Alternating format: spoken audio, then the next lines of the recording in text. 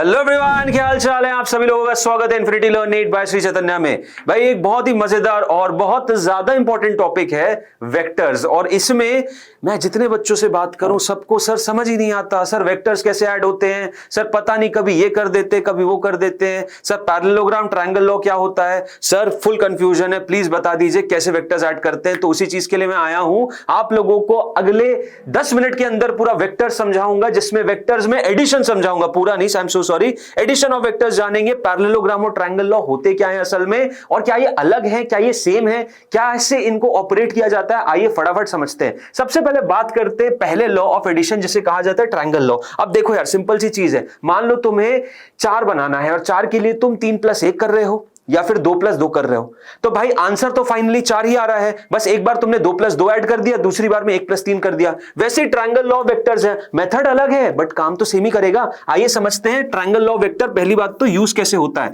जब कभी भी आप लोगों को एक वेक्टर का हेड और दूसरे वेक्टर का टेल जुड़ा हुआ दिखे, हेड और टेल पेयर दिखे, तब लगाना है भैया आप लोगों को ट्रायंगल लॉ ऑफ एडिशन। मतलब कि अगर एक वेक्टर ऐसा है दूसरा ऐसा है, क्या इसमें लगा सकते हैं? एक वेक्टर ऐसा है दूसरा ऐसा है, क्या इसमें लगा सकते हैं? एक वेक्टर ऐसा है दूसरा ऐसा है, क्या इसमें लगा सकते हैं? भाई तो देखो यहां पर 2 टेल हैं, यहां 2 टेल हैं, इसमें नहीं लगेगा। यहां हेड और टेल है, इसमें लगेगा। यहां पे भी इसका हेड इसका टेल है, इसमें भी लगेगा। और कल को मान लो ऐसा बना दिया तो इसमें भी नहीं लगेगा। बात समझ में आई? हाँ जी सर समझ आई। अब इन दोनों में लगेगा तो क्या बोलता है ट्रायंगल लॉ ऑफ एडिशन कि जो भी आपका खाली टेल दिख रहा है, खाली टेल कौन सा है, ये वाला कि ये वाला? कितनी भाई, 2 वेक्टर में 2 ही टेल होंगी और दो वेक्टर में 2 टेल 2 हेड होंगी।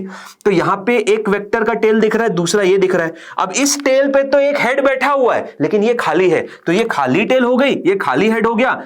ट्रायंगल लॉ ऑफ एडिशन बोलता है यहां से खाली टेल से खाली हेड के लिए जो वेक्टर बनेगा वो आपका रिजल्टेंट होगा। मतलब अगर ये ए वेक्टर हो गया बी वेक्टर हो गया तो resultant R vector A vector plus B vector होता है। ठीक है सर, बढ़िया। दूसरा इसमें भी वही लॉजिक लगाते हैं सर, खाली टेल ये रही, खाली सर ये रहा, ये हो जाएगा रिजल्टेंट वेक्टर अगर ये A vector plus B vector हो जाएगा तो इस तरीके से आप triangle law of addition use करते हैं। अब देखो एक मजेदार बात बताता हूं, triangle law of addition rarely use होता है, ज्यादातर यूज नहीं होता। क्यों नहीं यूज होता, बताता हूं क्यों नहीं यूज होता। इसलिए नहीं यूज होता क्योंकि जो ये आर का मैग्नीट्यूड आता है ना, वो आता है √a² + b² + 2ab cos of theta.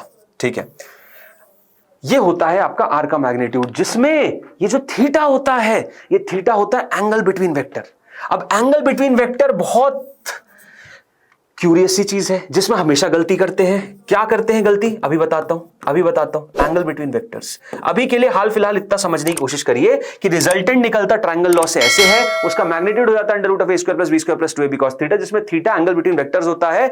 और इसके बाद अभी रुक जाओ, पैरेललोग्राम समझते हैं, फिर आपको समझ में आएगा कि क्यों ट्रायंगल लॉ ऑफ एडिशन उतना ज्यादा वाइडली यूज नहीं होता है। तो आइए सबसे पहले हम नेक्स्ट चीज जो करते हैं वो है हमारा सेकंड लॉ ऑफ एडिशन, जो कि कहलाता है पैरेललोग्राम। देखो ट्रायंगल लॉ हमने समझ लिया, ट्रायंगल लॉ कहां होता है, जहां हेड टेल रहता है, हेड टेल पेयर मिलेगा वहां ट्रायंगल लॉ यूज करेंगे और वहां पे open tail to open head resultant रहेगा। Parallelogram on the other hand क्या बोलता है कि जहां पे या तो HH पेयर हो या फिर TT पेयर हो, या तो हेड हेड पेयर हो या टेल टेल पेयर हो। मतलब क्या इसमें लगेगा, क्या इसमें लगेगा, क्या इसमें लगेगा, क्या इसमें लगेगा, आइए बता करते हैं। तो क्या इसमें लगेगा सर, यहां देखिए टेल और टेल पेयर हो रहे हैं, हाँ यहां लगेगा।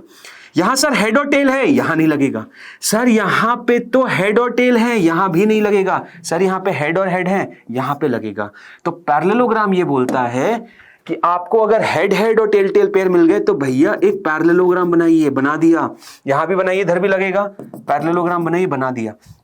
अब पैरेललोग्राम बन चुका है, हाँ जी सर बन चुका है। तो पैरेललोग्राम में जो डायगोनल रहता है वही आपका रिजल्टेंट होता है। और डायगोनल कैसा बनाना है भाई, दोनों के जब टेल थे तो रिजल्टेंट का टेल भी यहां होना चाहिए और दूसरा हेड यहां होना चाहिए। यहां बात करते हैं, पैरेललोग्राम बनाया, डायगोनल जो होगा वो रिजल्टेंट होगा। अब डायगोनल रिजल्टेंट होगा तो डायगोनल ये रहा, राइट। लेकिन ये जो रिजल्टेंट है इसका सर कहां बनेगा, टेल का। भाई अब दोनों के जहां हेड होंगे वहीं रिजल्टेंट का भी हेड होगा। समझ में आया कहां पे पैरेललोग्राम होता है और कहां पे ट्रायंगल लॉ, इन दोनों को समझना बहुत जरूरी है। अच्छा, एक और चीज, क्या हम इसमें पैरेललोग्राम यूज नहीं कर सकते? बिल्कुल कर सकते, किसने मना किया? आप इसके इसमें क्या कर सकते हो, मान लो आपको पैरेललोग्राम की बहुत आदत लग गई है कि हमें पैरेललोग्राम ही करना है, तो हम क्या कर सकते हैं साहब, देखो इस सिचुएशन में तो नहीं लग सकता, तो हम क्या करेंगे, हम इस ए को शिफ्ट कर देंगे ऐसे। वेक्टर को आप आराम से शिफ्ट कर सकते हैं, डायरेक्शन सेम रहना चाहिए और लंबाई वेक्टर की सेम रहनी चाहिए। तो अगर मैंने ए को यहां शिफ्ट कर दिया और देखिए बी यही का यही है, तो अब मेरे पास देखिए दोनों का टेल टेल पेयर मिल रहा है, मिल गया, टीटी पेयर मिल गया। हां सर, तो अब मैं यहां पे एक पैरेललोग्राम बनाऊंगा और ये जो रिजल्टेंट है ये हो जाएगा मेरा ए वेक्टर प्लस बी वेक्टर।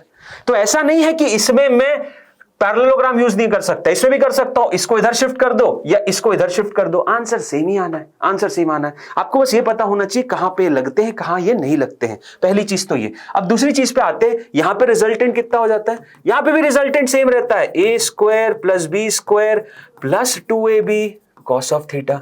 बिल्कुल सही बात, यहां पे भी सर सेम होता है। अब अगर यहां पे भी सेम है, यहां पे भी सेम है, तो देखो एक मजेदार चीज जो है यहां पे वो ये है कि ये जो थीटा आप देख रहे हो ना, ये जो थीटा आप देख रहे हो, ये थीटा एंगल बिटवीन वेक्टर होता है, दोनों में ये थीटा एंगल बिटवीन वेक्टर होता है, ठीक है।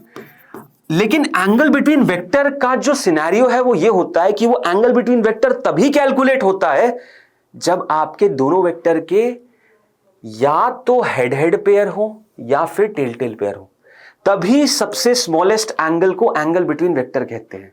मतलब इस सिचुएशन में यहां पे देखो टेल टेल पेयर है, हां, तो इसको एंगल बिटवीन वेक्टर कहा जा सकता है क्योंकि छोटा वाला है। यहां पे हेड और टेल पेयर है, नहीं, ये हेड टेल पेयर है, टेल टेल नहीं है और ना ही हेड हेड है, तो इसको नहीं बोल सकते। हमें क्या करना पड़ेगा, ए को यहां शिफ्ट करना पड़ेगा, ये कहलाएगा एंगल बिटवीन वेक्टर।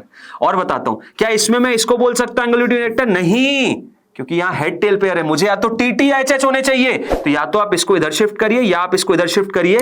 मान लीजिए इसको मैं इधर शिफ्ट करता हूं, अब ये कहलाएगा मेरा एंगल बिटवीन वेक्टर।